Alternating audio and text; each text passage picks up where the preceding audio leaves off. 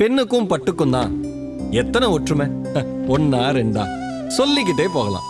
பெண்ணும் பட்டும் ஒரு குடும்பத்தோட மகிழ்ச்சிக்கும் செல்வத்துக்கும் மங்களகரமான அடையாளம். மொத்த குடும்பமும் சேர்ந்து மழலை பேசுற குழந்தைய பாராட்டி சீராட்டி படிக்க வச்சு தேவதையை போல அழகுபடுத்தி ஆளாக்குறதும் பாரம்பரியமிக்க நெசவாளர்கள்.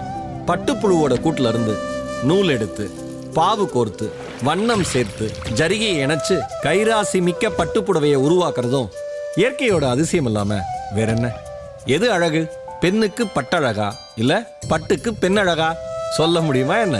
பொன்னை போல வளர்த்த தேவதைகளும் பூவை போல நெய்த பட்டு சேலைகளும் உச்சபட்ச அழகோட இணையற நாள் ஒண்ணு உண்டு. அந்த நாள் மணமகளும் முகூர்த்தப்பட்டும் சேர்ந்து ஜொலிக்கிற நாள். கைராசி நிறைந்த தனிச்சிறப்பு வாய்ந்த நம்ம அருண் சில்க்ஸோட சுபமுகூர்த்த பட்டா இருக்கும்போது அந்த நாள்ல மனசு நிறைஞ்சிருக்கும்.